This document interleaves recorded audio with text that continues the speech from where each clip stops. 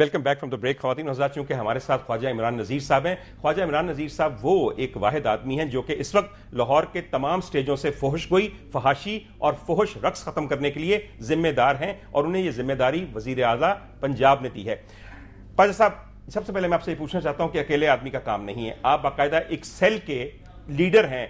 उस सेल के सर जो मेंबरान हैं, मैं उनके नाम आपके सामने पढ़ना चाहता हूं ताकि हमें पता चले कि किस किस्म के जी अकल और जी होश लोग ये काम करने के लिए आपके साथ हैं। सबसे पहले सर आपके साथ हैं अय्याज अहमद बॉबी साहब, उसके बाद है नजीर खान सवाती साहब, उसके बाद है वहीद जट साहब। तीनों में एक कदर मुश्तरक है, तीनों पीएमएल नवाज के वो लोग हैं जिनको नवाजने के लिए आपने इस सेल में उनको अपने साथ शामिल कर लिया। मुझे ये बताइए, ये तीन लोग मेरे सामने बैठे हुए हैं। मैडम, आप भी तकरीबन 20-25 साल से मीडिया में हैं या 35 साल से हैं, आपका भी काफी लंबा अरसा है। आप तो चाइल्ड स्टार थी। कभी आज तक इन लोगों का कोई ताल्लुक सकाफत के साथ, स्टेज के साथ, अदब के साथ आपने सुना है? कभी भी नहीं।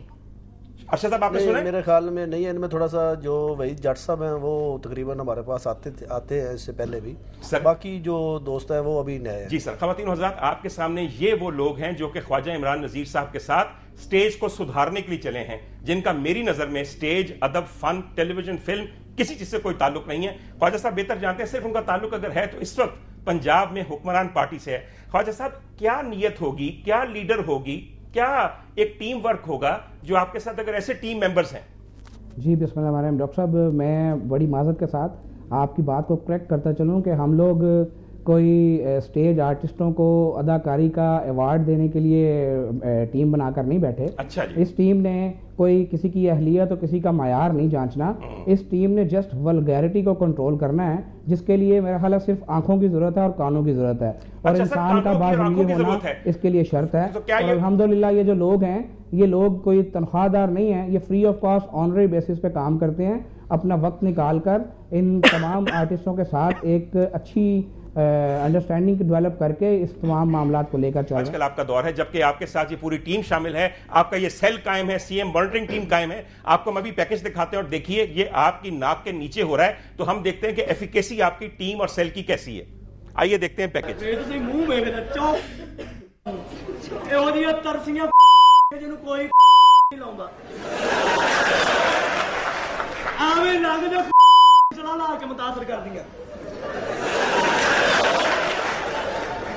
बड़े ऊंचे ऊंचे रिश्ते किथों?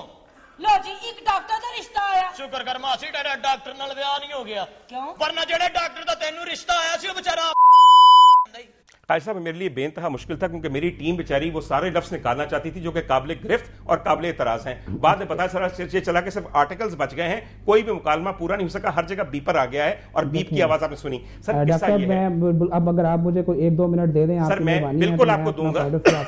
फरमाइए सर। सबसे पहले ये कि मेरे पास ऑडियो नहीं थी, मैं सुन तो नहीं सका जो भी अल्फाज थे, लेकिन बहरहाल चलें कतई नज़र इस बात के आज से कोई 8-7 साल पीछे जाएं तो पाकिस्तान का जो स्टेज था उससे पहले जितना अच्छा और जितना प्यारा और जितना मयारी काम होता था वो अल्हम्दुलिल्लाह सबको पता है। और जो फनकार होता है वो मुल्क और कौम का सरमाया होता है और ये तमाम हमारा सरमाया है, ऐसी कोई बात नहीं। 8-10 साल पीछे जाने से मकसद ये है कि जब ये लास्ट दौर था, इसमें एक वक्त ऐसा आ गया कि माजरत के साथ मुझे बड़ी अजीब बात है लेकिन मैं कहने पे मजबूर हूँ कि शायद कपड़े भी बाकी ना रहे लोगों के जिस्मों पर। ऐसा वक्त इसलिए आया कि जो प्रोफेशनल लोग थे वो उन्होंने काम नहीं किया, जो फनकार थे उन्होंने काम नहीं किया। इस स्टेज के ऊपर वो लोग आ गए कि जिनका आर्टिस्ट होने से कोई ताल्लुक नहीं था, जिनका अदाकारी से कोई ताल्लुक नहीं था, जिनका फन से कोई ताल्लुक नहीं था। वो सिर्फ आते थे और 22-22, 23-23 डांसेस हुआ करते थे और प्रोग्राम्स हुआ करते थे। और उसके बाद अल्लाह का शुक्र है कि काश आप वो भी वीडियोस दिखाते कि जो उस वक्त की हुकूमत के नाक के नीचे होता रहा। हम लोग जब आए हैं उसके बाद आते साथ ही पंजाब गवर्नमेंट ने जो है वो सबसे पहले स्टेज पर मैंने आपकी बात अब 2 मिनट से ज्यादा सुन ली। मेरी सुन लेना, जब पाबंदी लगाई पूरा प्रोग्राम मौजूद है सर, एक बेंच था, उन्होंने उस पाबंदी को खत्म कर दिया और डांस जो है उसकी इजाजत दे दी। अब डांस भी कोई बुरी बात ऐसा सच मैं समझता हूँ चले नहीं है, अगर मैनर्स में रह के की जाए। और सर, हम आपको कुछ रक्स दिखाना चाहते हैं ख्वाजा साहब, जरा मुलाहिजा कीजिए क्योंकि आप थिएटर में नहीं जाते तो आपके लिए हम एक पैकेज बना के लाए हैं और ये वो रक्स हैं जिनको कम से कम हम किसी टेलीविजन चैनल जो कि फैमिली चैनल है उस पर दिखा सकते हैं। आइए मुलाहिजा कीजिए वो रक्स जो आपकी लाई हुई मुस्बत तब्दीलियों के बाद अब दिखाए जा रहे हैं। सर, पैकेज मुलाहिजा कीजिए रक्स का।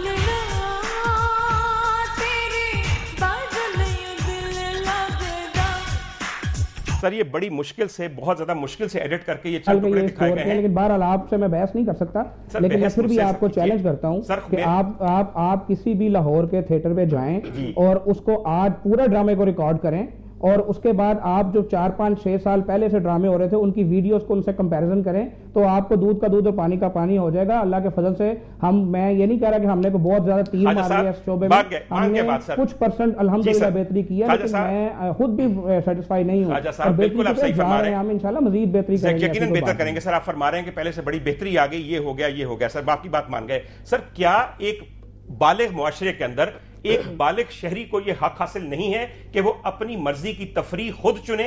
अगर कोई मुजरा देखना चाहता है, जो कि आपकी एक सकाफती रिवायत है, तो उसे मुजरा देखने का हक होना चाहिए। हर दुनिया के मुल्क के अंदर एक एडल्ट एंटरटेनमेंट होती है। आप समझते हैं कि एक पाकिस्तानी का यह हक नहीं है कि एडल्ट एंटरटेनमेंट होनी चाहिए मखसूस थिएटर्स में, मखसूस इलाकों में? नहीं, मैं अब आपकी ये एक इस्लामी मुल्क है और इस्लामी सर इस वक्त आपको इस्लाम याद आ गया? मुझे ख्वाजा साहब पता था कि आपने इसमें मजहब को खींच लाना है। इस्लामी मुल्क अगर है और अगर ये मुल्क नजरियों पे और इक़्तिदार पे बना है, आपके ऐसे चैनल हैं जिनका 60% सॉफ्टवेयर इंडिया से बन के आता है, जिसने आपका पानी बंद किया हुआ है। आपके सर हर मजहबी, सर मुझे भी बात आप सुनने दीजिए सर, आप सर अपनी मजहबी त्योहारों पे भारत की फिल्में लगाते हैं, उस वक्त इस्लाम या पाकिस्तान याद नहीं आता? हमारा हाल ये है कि इंडियन चैनल जो है हमारे घरों में देखे जाते हैं और इंडियन एक्टर्स जो है उनको हम लोग अपना हीरो मानते हैं और अपने फनकारों को हम लोग लिफ्ट नहीं कराते। तो ये तो इसमें आप भी उतने जिम्मेदार हैं, मैं भी उतना जिम्मेदार हूँ। अपनी बात पूरी कर लें। कर चुके, काफी बात कर चुके, बिल्कुल।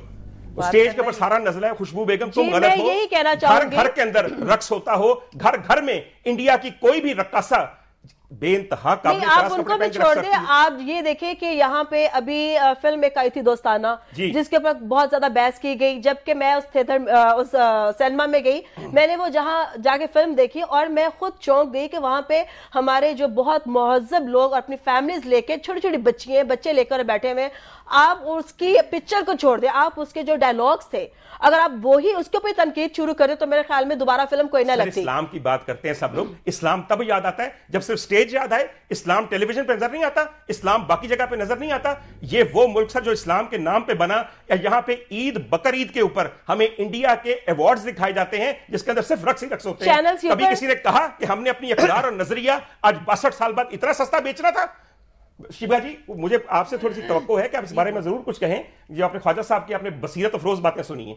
नहीं, मैं ख्वाजा साहब की एक बात पे कहना चाहूंगी कि ख्वाजा साहब ने जो पिछले बात वक्त की है वो उन्होंने सही की कि उस वक्त कुछ लड़की ऐसी थी जो बहुत गंदा डांस करती थी, जिनके अंदर हम सबको घसीटा आ जा रहा है। चलिए जी, हर चीज पिछले दौर में खराब हुई थी, आपको यकीन कीजिए 2 साल गुजर गए, पिछले दौर का तोना धोया नहीं गया। अभी पता नहीं कितनी बरसातें चाहिए। बाहर तौर ख्वातीन एक छोटे से वक्फा लेना है, मुझे भी सांस चाहिए और थोड़ा सा ब्लड प्रेशर नॉर्मल करना है, आप भी कीजिए। 2 मिनट वापस आते हैं।